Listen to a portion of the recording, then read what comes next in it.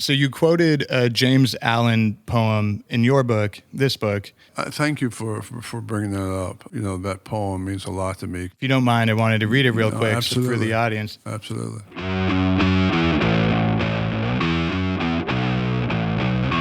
You're listening to Studio 22. Welcome to Studio 22. I'm Will Meldman, and for the first time today, we are without my amazing co-host, Brock O'Hearn. You will be missed today, Brock. We love you, and you are here in spirit. Today, we are joined by someone who has inspired millions with their books, lectures, and ability to lead by example. He has been in the public eye for the majority of his adult life and positively impacts people's lives on a daily basis. Welcome, Stedman Graham. Well, my pleasure. Nice to see you. You're looking good, man. You're looking strong. Oh, thank you. Thank you. It's great to see you. My pleasure. I have to tell you, every time I think about you, I think about you hitting that golf ball. Yeah. At least 300 yards, my brother. I'm telling you, you are an unbelievable player. Well, I appreciate that. Especially when you get hot.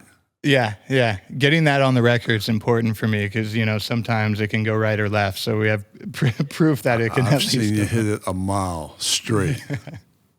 Thank you for that, for sure. We've spent a lot of time on the course together. I feel like I've had the pleasure of playing with you and getting out there. Yeah, great talk. So we spent a lot of time talking about life and the work and identity and all of that kind of stuff. So, you know, I'm so glad that you were able to at least experience the process and what I teach and how it works and all of that, and that you embraced it.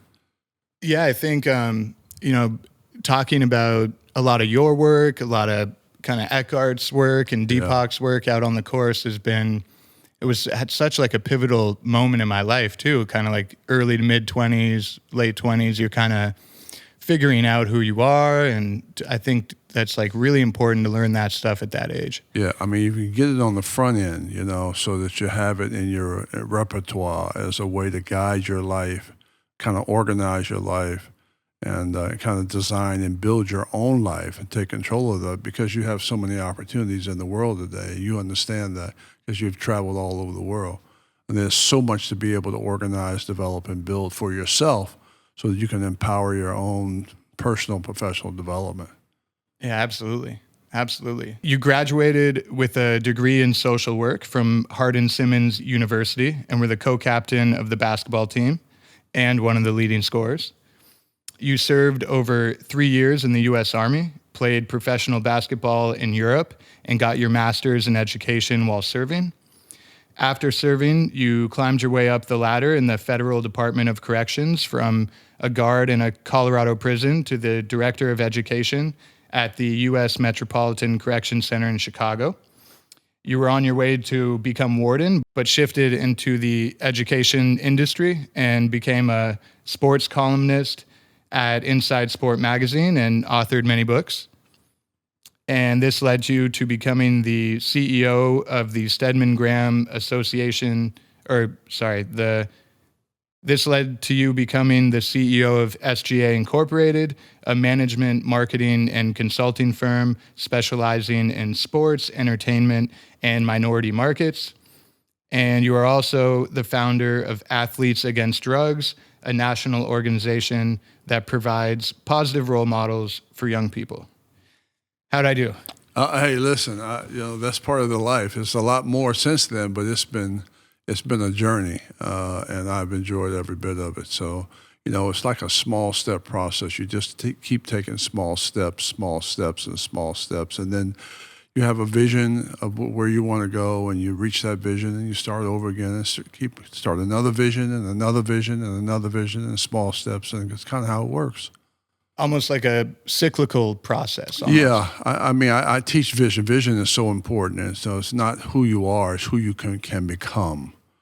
And so my journey has been to figure out who I was as a person, focus on my passion and purpose, and try to create a meaningful life for myself, and then create a vision and a plan, and kind of begin to organize my life around things that I love and care about.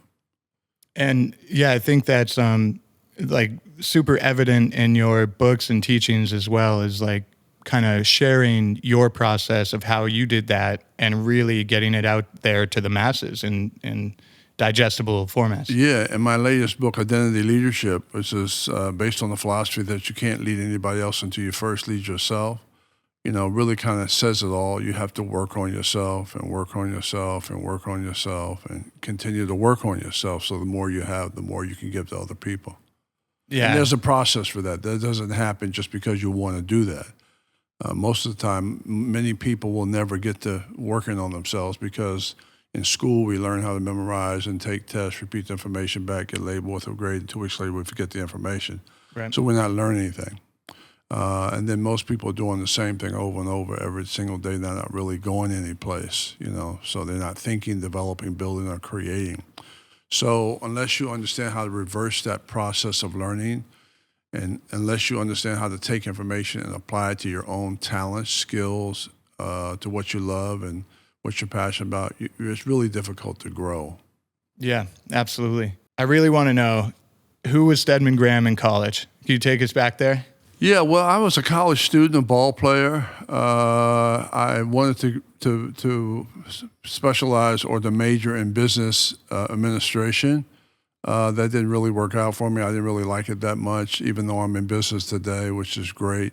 So I graduated with a degree in social work, and I turned social work into a business, which is writing books, training people, building courses, speaking, doing workshops, traveling around the world, teaching people how to find out who they are, how to organize your life and all of that. So social work really is, I made that a profession, and I try to help as many people as possible. So in college, I was, like I said, a ball player, specializing in social work as a degree. I graduated with that major. And I didn't really understand the importance of education.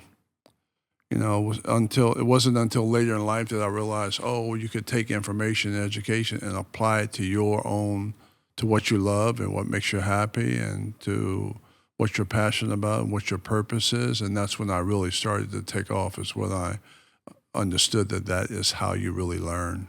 Yeah, so what prompted that? Because I know later in life, like a lot of the teachings and books are really about taking your passions and turning it into a business. But was that kind of right out of college when you were starting working? Well, I went through a journey. Number one, I got out of school. I worked in the prison system. Well, served in the U.S. Army, and then played ball in Europe, traveled around, all of that, which was fantastic. And then came back and got a job working in the prison system as a guard, transferred to Chicago, and from there worked for a guy named Bob Brown. And then we traveled around the world, and, I learned so much from him. I mean, we were in South Africa. He was special assistant to President Nixon, so we were at the White House all the time. And I just learned so much from him from a business standpoint. I still was really, really green. I didn't know anything. But he was a role model for me, African-American gentleman. And so I said, well, if he can do it, I can do it also. So that's when I came back to Chicago. Of course, I met Oprah when I went to Chicago, and me and her were together. I was going back from North Carolina to Chicago, back and forth working.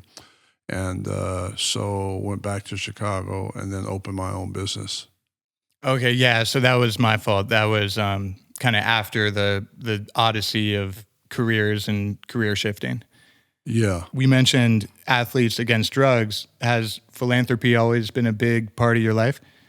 Yeah. Well, I always wanted to help people, number one. And like I said, I'm a social worker.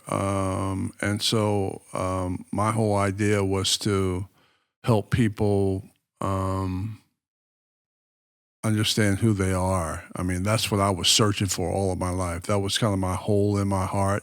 I'm trying to fill that hole up because I don't feel like I'm equal. I don't feel like I'm good enough. I don't feel like that I'm, qualified to do a lot, So I had that mindset. I had low self-esteem, a lack of confidence in myself, grew up with 2 special need brothers in my family, had a lot of trauma and pain around that. Used to have to fight every single day. So I was bullied all the time. So from that, I didn't feel like I was good enough. So I was looking for equality, and so that was really my search my whole life is to figure out how it works. And I realized that there is a process for success, and that some people know it, some people don't. And so I created my own process to define my own existence based on who I was as a person, and that's how really I got into the work that I'm into right now.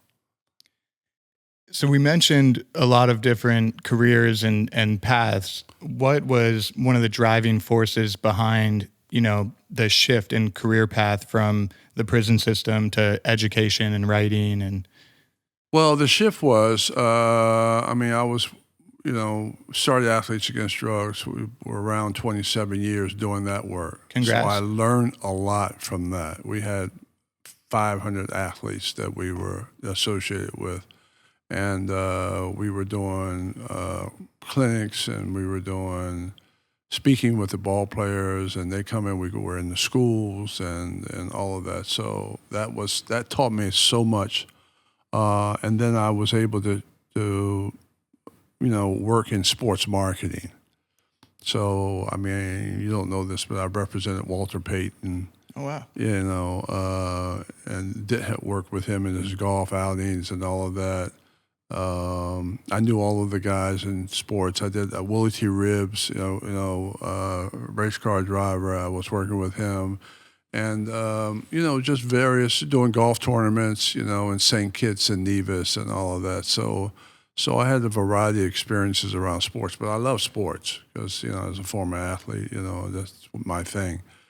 And so, all of those experiences led me to writing. I met a lady and I talked about my philosophy.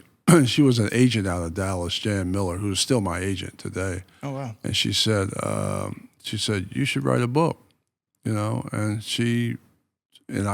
didn't know how to, I had written one book, The Ultimate Guide to Sports Event Management Marketing. I'd written that book, and I was teaching at Kellogg School of Business. And so I did show her that book. I said, yeah, I've written one book. And she looked at that. She said, well, you should write another book. And I wrote You Can Make It Happen, which is this book you got right in front of me. And that became a New York Times bestseller. And I talked about my philosophy, which is the 9-step success process. And then I wrote Teens Can Make It Happen. And that's kind of how I got into the business of writing and publishing and all of that, because I didn't know anything too much about it. Yeah, so you mentioned in this book about having a close relationship with Julius Erving or Dr. J, and how, part of his Hall of Fame induction speech was actually very inspiring to children and really a message of, if you work towards something you love, you can achieve it, whether it's sports, politics, or really anything. When did you meet Mr. Erving, and when, become a big part of your personal motivation as well? Yeah, let me see. When did I meet Julius? I met Julius in Philadelphia, and then from there we became friends, and then we started playing golf, and he knew some of the same people I knew in Chicago, and so, man, we traveled around the world actually playing golf. Oh, wow. We were in Ireland like 3 years in a row, and this, because golf is such a sport, as you know, golf brings people together. It's a great network. And and when his son passed away, I did the eulogy for his son when he was when he had an accident and was killed. So throughout the years, man, we're just are brothers, and I know him as Julius, and so just an unbelievable gentleman. He really, and people will tell you that he's got a lot of class, very bright, very smart. understands how to break things down, which makes him a great player. Understands the process of success, which is a step-by-step process for achieving results and setting goals and making those goals happen. Kind of like what Kobe Bryant, did, how he played. He broke everything down. Michael Jordan. They break everything down into small steps, and they're smart, and they're hungry, and they have drive, and they have a lot of determination and perseverance. So, man, just as an example, him as an example of excellence and performance, it's just special to watch that and watch him process throughout the years and watch him play and analyze things. Yeah, I mean, it definitely seems like a great example for, a motivational force and a dear friend for sure. Yeah, and I love the sports guys who come in and tell you how to actually perform at a higher level, how to be focused, how to organize your life. They look at the weaknesses, they work on their weaknesses, all of that. So really, the sports is a metaphor for excellence and performance. When you started to look what these guys have had to do in order to be at that. To operate at that level. They're a professional. They're the best in the world. Yeah, do you find that is super helpful when, writing or teaching to use sports as a good analogy? Well, I think so because, I think the athletes are like superior in terms of being able to handle themselves and having the wherewithal to be able to go beyond death sometime.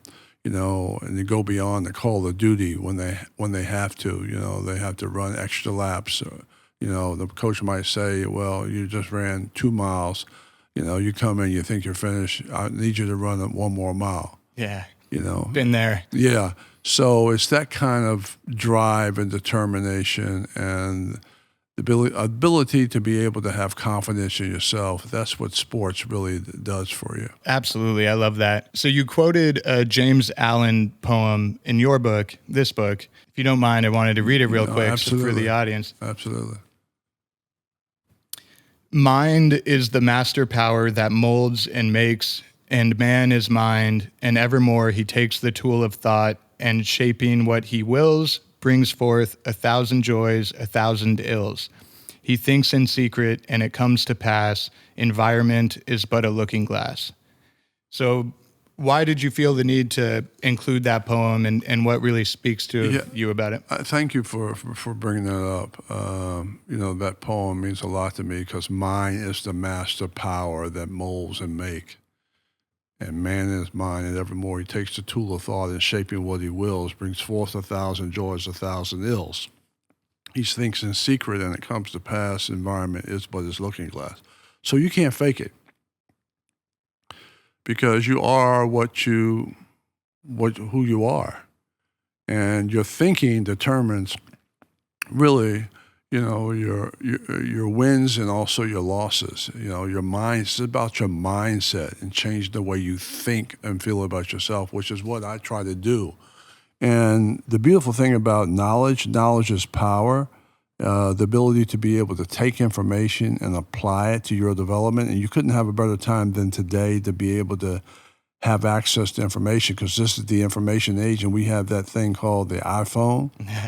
Man, the power of that iPhone and being able to download that content and make that content relevant to your development. And you do that through your work. You do that through your production and through your books and materials and all the things that you do, and being able to take all those experiences and as a producer, to be able to organize content. And like we were talking earlier about your writings, the ability to be able to write and take that as a foundation for, putting pictures with that and film with that and documentary type stuff with that, to me is like, that's the key today. Yeah, I appreciate that for sure. Bringing up all the stuff I'm working on, it's, I feel like sometimes as a producer, you're definitely searching for other people's writings and properties. And if you can try to harness the power of creation and create your own properties and, projects, then you're not really at the whim of someone else. You're really, like you said, kind of taking the reins yourself, and really getting out there and doing it. But, I certainly have to give you a lot of credit for, even being the first person to not only inspire me to like try writing, but to really kind of try to give me a nudge to really start to do it. So, I appreciate I think you found your niche. I mean, I think the beautiful thing about understanding who you are, once you get that core base, man, you get to organize that around all the resources and opportunities that are available, and you couldn't have a better opportunity than to organize it because we have so much access now globally. Yeah. And so our ability to figure out what is it that you should be doing? What do you love to do? What do you, what are you passionate about? What's your purpose in life? That really is the key to, mental health and to social economic development and to also create opportunities for yourself. So the more you have, the more you can get back to the society that we live in. And this is kind of like an off-topic note before we dive into the 9 steps. You mentioned kind of being connected and everyone, the internet and all that. Mm-hmm. It's interesting right now because I follow a lot of like archaeological digs and, things we're uncovering about the past and ancient civilizations and all that. And it's literally the first time ever that someone sitting at home has the power of Google Earth to look anywhere on the planet and see what's there and discover new things, but also the power of, whether it's YouTube or another social network to document that, come up with theories, share those theories, comment with others. And I feel like the collective consciousness right now is being fueled more than it ever has before. And you can really apply that to any industry, right? Not just, the somewhat nerdy stuff I like in archaeology. But yeah, we're so connected, everyone, everywhere. Well, what you're talking about, Will, is you're talking about becoming a self-directed learner. You're self-directed. So you have the opportunity. You're not just stuck in school anymore, learning what they want you to learn. You have the ability to be able to, of course, you need to learn how to read. Of course, you need to learn how, to learn math and geography and all of those courses. But the most important thing we need to learn is how to build our own life, how to take control of our own development, how to grow and build and design and think. We need to be a thinking human being, and we need to source content to be able to do that. So the beautiful thing about that today is this is the wild, wild west in terms of knowledge and information.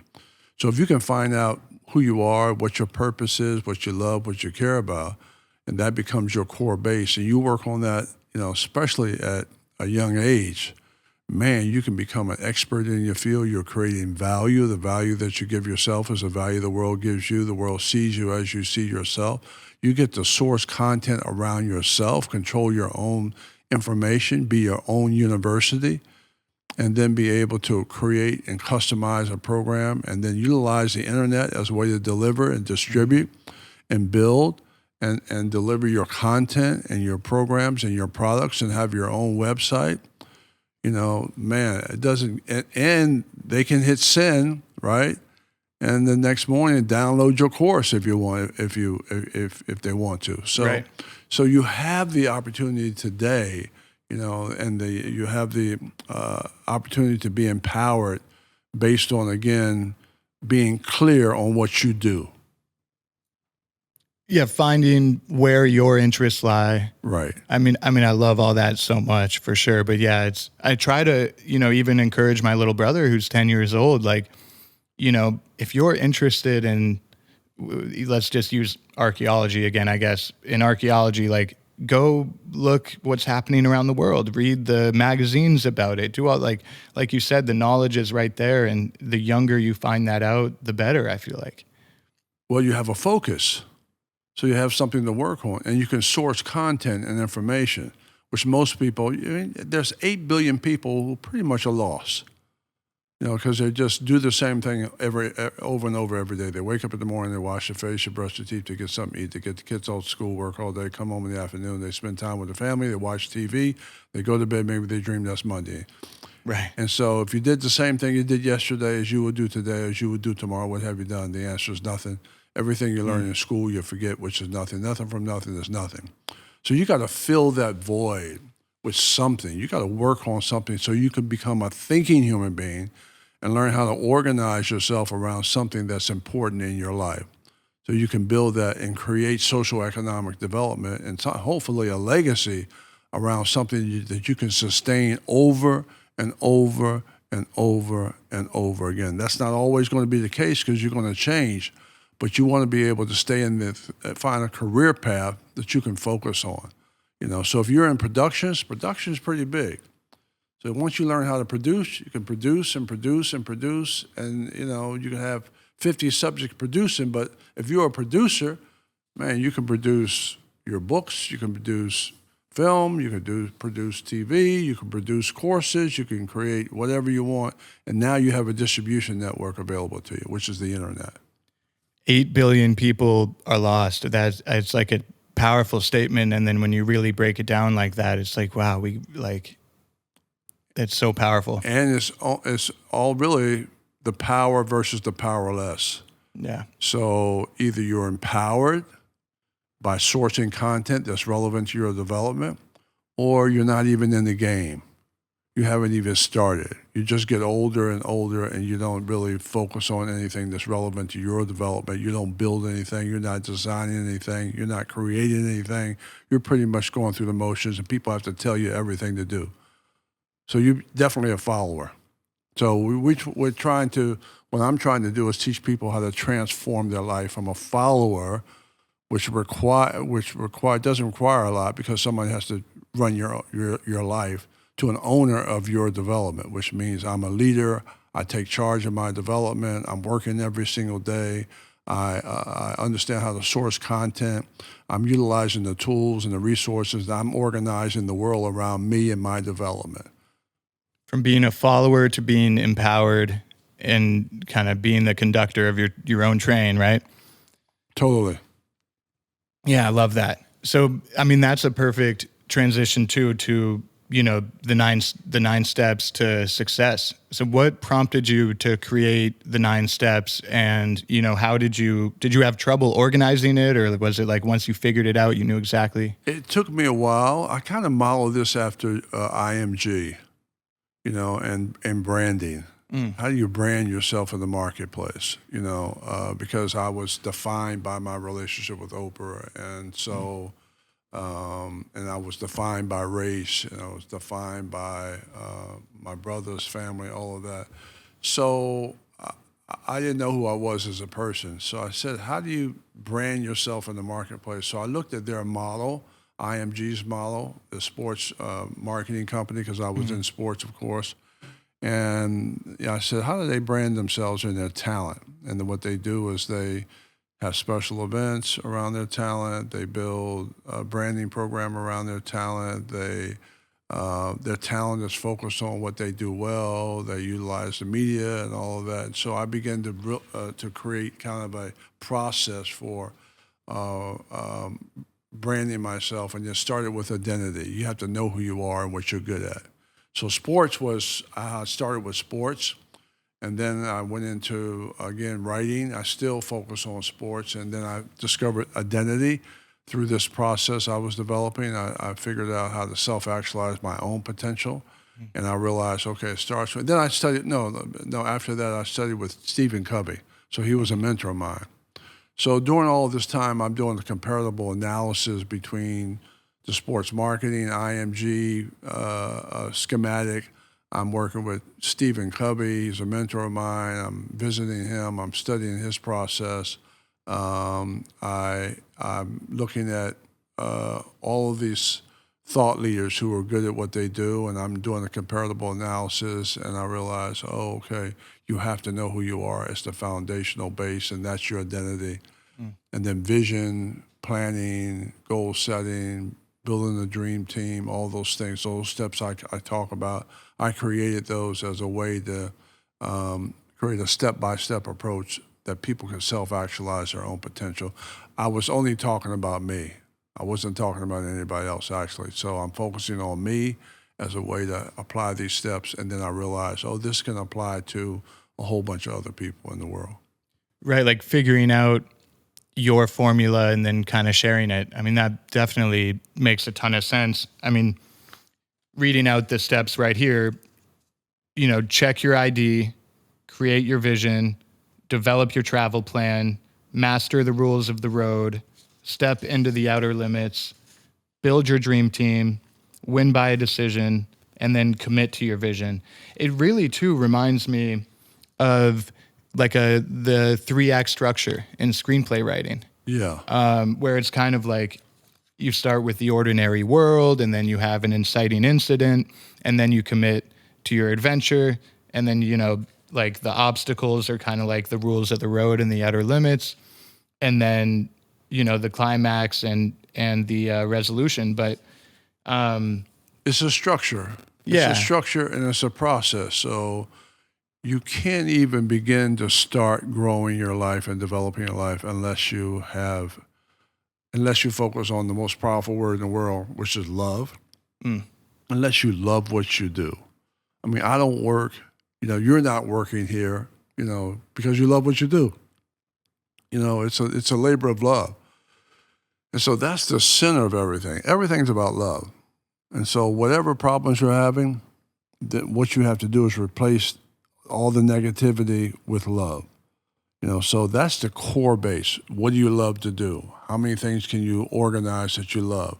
How many things can you imagine that you would like to love? How many things can you become passionate about? What is your purpose? What's meaningful? All those things that relate to the core of what you really should be doing in your life. And the second piece is to create a vision. The second step is to create a vision for yourself, focusing on not who you are, but who you can become. And so visualizing what's possible for you. And the third step, of course, is develop a plan, organize that, write it down, and be clear on that so you have some clarity. So those are some of the just basic fundamental things that apply to every single person who is successful. I mean, Oprah has done it for years and years and years because she's focused on what she loves. She's one of the greatest communicators in the world. She's created her talk show. She loved it. She did it for 25 years, number one, extraordinary feat. Michael Jordan is basketball, and he transitioned from basketball to owning a team. And Nike is, again, a part of that whole sports organization. So it's just really kind of putting all of this together around things that really, and you said it earlier, that you have an interest in. What do you think the step is that people struggle with the most? Do you think have you found like there's a way to? Yeah, I think the biggest problem, we have an energy problem. And the biggest issue for all of our problems is negativity. So if we could change the energy around, and the energy, comes from where? Where's it come from? You know this because, you've been dealing with some of this. All of us deal with it. So where's the negative energy coming from? What tells you you're not good enough? What makes you act crazy? What makes you feel like that you're not worthy? Ourselves? It's ourselves. Yeah, it's the yeah. energy. So if the foundation of your existence is negative, which is my foundation of my existence is negative, because I grew up with a lot of trauma around my brothers and all of that, and call names and all of that, and so it doesn't go away. It goes into your subconscious, and it pops up all the time. So if the foundation of your existence is negative, which is I have a negative view of myself, the only way I can change that is I got to transform the energy, which means I have to transform the thinking from negative to what? Positive. To positive. From hate to love. And if you don't do that, you go back to that same feeling all the time, right? And you get stuck in it. And then you may do something crazy because you're in that space. So you got to interrupt that all the time or disrupt that. So the foundation for success and all that's good in your life and all that's possible for your life is based on, the word love.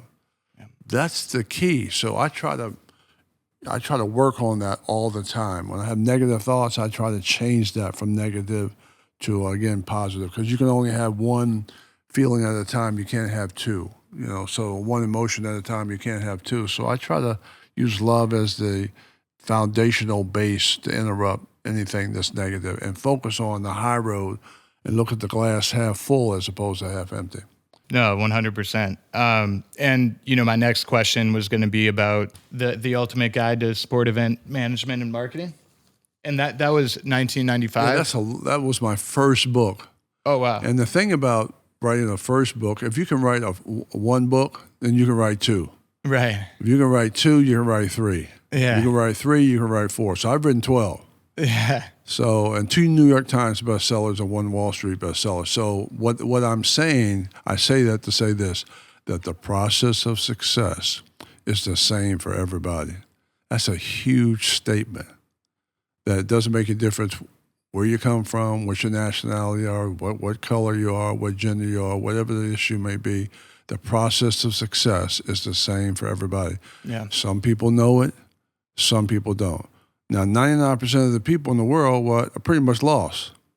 So they don't have that process, which is why I teach this as a way to organize your own life so that you can empower yourself, so that you can understand that the process is the same. And the 1% run the country, everybody else is following for the most part because they understand the process of success. Yeah, I mean, that seems like the most important thing we can possibly do as human beings is literally, trying to empower others and letting them know that there is a process out there, right? Empowering yourself first and then being able to empower other people based on your example. Right, that's a perfect point because it is a very hard thing to empower yourself, right? I mean, that's... Yeah, you keep going back to the old ways. Yeah. The old habits. So the key is to be able to change your habits. What are your habits like, And routine is very important. And the thing about routine, I talk about doing the same thing over and over, but you need to be able to do the same thing over and over, but improve it. Yeah. Add more value to it. And so you got organization, you got routine, you got time management, you've got self-discipline, which is a very important thing to be able to have the self-discipline to get things done and do them over and over and over and then improve upon that. Yeah. And have a process for that. That's why finding what you love, that's why I'm so happy about your work and what you do, because you can improve it and you have a routine and it's important to you. So negativity doesn't become a design for your life. You're able to create and build and organize, resources and look for resources and do the research and discover more information about your work and become more of an expertise and you're expert in your field, so that you feel more powerful. You feel empowered because of it. So when somebody asks you a question about it, you have no problem talking about it. Right. Yeah, and if one is empowered, they're going to give up less easily. They're going to continue forward with more vigor. They're going to be all over the place because they're not focused. Whatever you focus on expands. Yeah. So to develop a structure around your work and create opportunities around what you do, and you have access to resources, you can think a thought, come up with an idea and make it happen.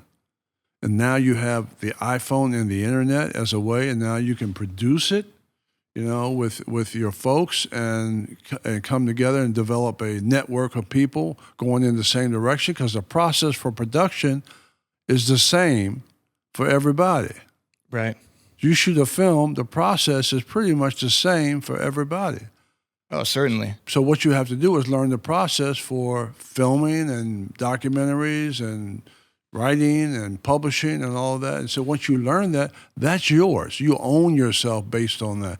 Now the rest are ideas, the rest are partnerships, the rest are, organizing resources around the world, and you have access to the iPhone, which you can connect to people around the world to see where they're doing. You get a chance to look at their website. You get a chance to look at ways to increase your revenues. You get a chance to figure out how it's done, and you become a self-directed learner, right, and organizer of your own empowerment. It does not get any better than that. Will Melman. Yeah, hell yeah. No, I love that term when you mentioned it earlier, self-directed learner. I didn't even realize that was kind of a part of it, but it really is like you're empowering yourself by continuing to learn, even though you're not, let's say in school or something, and you're just absorbing more information, discovering more about the world. Your point is well taken when you talk about that. You're not learning anything if all you do is memorize and take tests and repeat the information back, and then you forget it. You're not applying information to your development. Yeah. You're just going through the motions, right? You're not building or designing or creating your own future because you can't source content to who you are, to the core of what you do.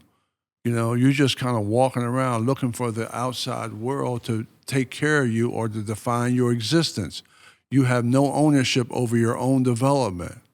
And so when you reverse that process of learning how to apply content to your development, source it, focus on small steps of the way to build your life, you start to grow and develop and create opportunities.